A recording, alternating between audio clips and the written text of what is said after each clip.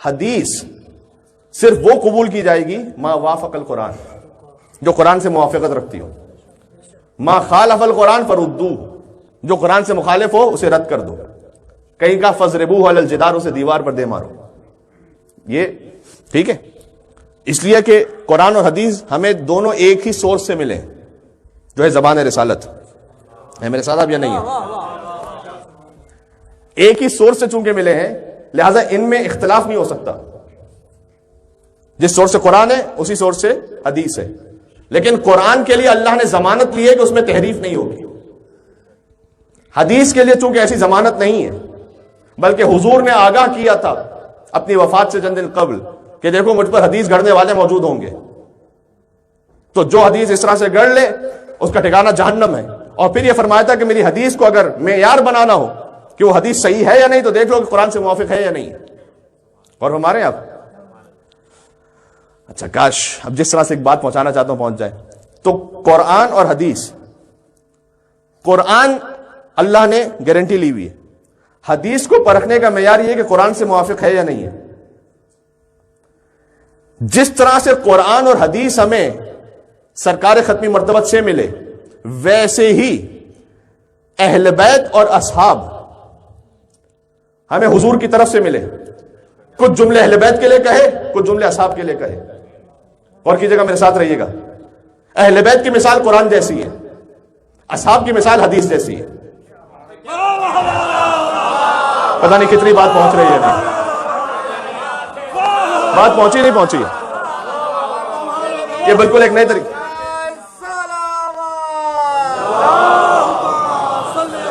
مجمع آخر تک تقریباً تھوڑا سا آگے آ جائیے گا. یہ بات پہنچ گئی نا؟ اللہم صلی اللہ. ابھی کمپلیٹ کرتے ہیں. بھائی بلندر صلوات بھیجتے ہیں حسین ابن علی علیہ السلام.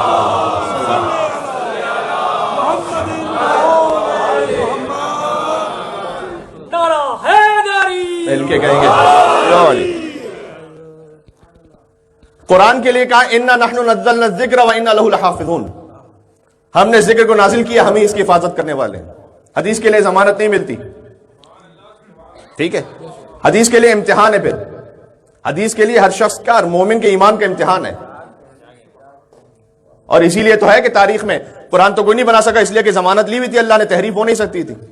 لیکن غاصب شام نے جب احادیث کو گڑھا، بچوں کو سمجھانے کے لیے میں کہتا ہوں حدیث مینوفیکچرنگ کمپنی انلمیٹڈ،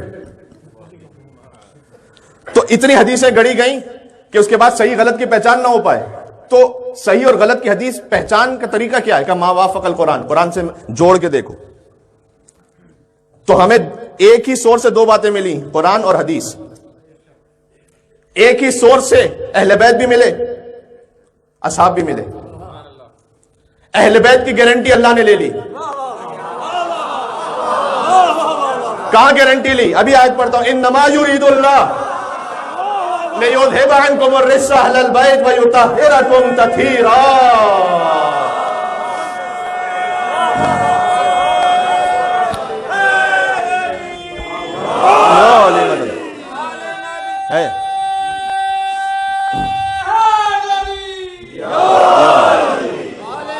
بات پہنچ رہی ہے؟ اللہم صلی علی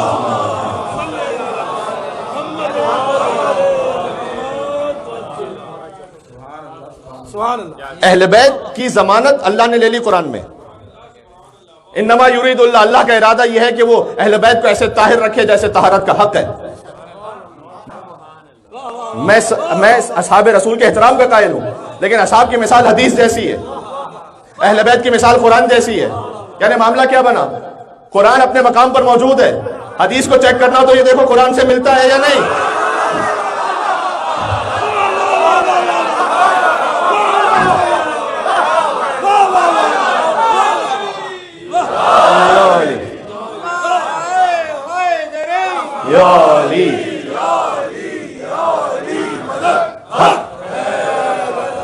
بات پہنچ رہی؟ اللہم صلی علی. بس گفتگو طولانی نہیں ہے آج. حدیث کو چیک کرنا ہو دیکھو قرآن سے موافق ہے یا نہیں. کسی بھی صحابی کو چیک کرنا ہو دیکھو علی سے موافق ہے یا نہیں.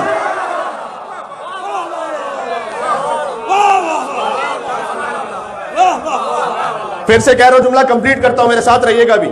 اگر کسی صحابی کو چیک کرنا ہو اس لیے کہ علی کی مثال علی کی ضمانت اہل بیت علیہ السلام میں ہے لہذا قرآن نے دے دی ہے. ایک سوال یہ آیا تھا کہ جناب ازواج رسول بھی اہل بیت میں ہے یا نہیں, تو بڑا سادہ سے جواب ہے کہ اہل بیت میں وہ ہے جنہیں مباہلہ میں لے کر گئے تھے. وہاں پر جمع کا صیغہ بھی ہے اور نسانا کا لفظ بھی ہے. یہ نہیں کہا تھا کہ اپنی بیٹیوں کو لے کر آؤ, کہا تھا عورتوں کو لے کر آؤ. اور محدود بھی نہیں کیا تھا. اگر واحد کا صیغہ ہوتا, البتہ یہ مباہلہ کی بحث شروع ہو جائے گی مطلب جانا, واحد کا صیغہ ہوتا تو کہا جا سکتا تھا کہ بھائی اللہ کا حکم تھا ایک, لہذا سیدہ کونین کو لے گئے. نہیں, نساءنا تین, کم سے کم تین عورتیں, کم سے کم تین نفس, کم سے کم تین بیٹے. ابناءنا نساءنا انفسنا ہے یا نہیں, یہی ترتیب ہے نا. ابناءنا نساءنا انفسنا یہی ترتیب ہے. کم سے کم تین بیٹے, کم سے کم تین نفس, لفظ کی بات کر رہا ہوں, لفظ میں جو گنجائش ہے اس کی بات کر رہا ہوں. اور کم سے کم تین نفس یا اس سے زیادہ. لے گئے دو بیٹوں کو, ایک عورت ایک نفس.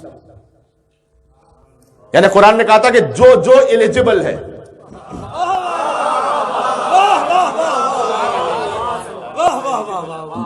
جو جو لیاقت و صلاحیت رکھتا ہے, جو بیٹا بننے کی صلاحیت رکھتا ہے انہیں لے آئیے. جو نبوت کی نساء بننے کی صلاحیت رکھتی ہیں ان خواتین کو لے آئیے. اور جو آپ کا نفس بننے کی صلاحیت رکھتا ہے اسے لے آئیے. اب حضور کو پنجتن کے علاوہ کوئی ملا ہی نہیں تو کیا کیا جائے. اور ہمارے اور حضور کو جو سب ملے ہیں وہ علی کے گھر سے ملے ہیں. بات پہنچ رہی ہے آپ تک, لیکن میرے ساتھ رہیے گا ٹھیک. اچھا, تو یہ بات ہم نے کیوں عرض کی؟ یہ بات اس لیے عرض کی کہ اہل بیت میں ہیں کون کون شامل جنہیں حضور مباہلہ میں لے گئے.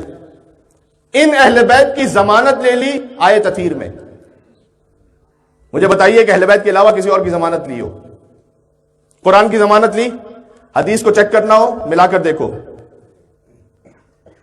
قرآن سے. اہل بیت کی ضمانت لی, صحابہ کرام کو چیک کرنا ہو ملا کے دیکھو علی سے. جو علی سے موافق ہے, جو اصول حدیث کا وہی اصول صحابی کا. جو قرآن سے موافق ہے اسے لے لو, جو قرآن سے مخالف ہے فردوہ, اسے دیوار پر دے مارو, اسے رد کر دو. جو صحابی علی سے موافق ہے ہمارے سر آنکھوں پر, اس کے قدموں کی خاک ہماری آنکھوں کا سرما ہے. جو علی سے مخالف ہے فردوہ, اسے رد کر دو. نہیں, اب رد کرنے کا مطلب کیا ہے؟ جسے رد کیا جائے اسی کو مردود کہتے ہیں.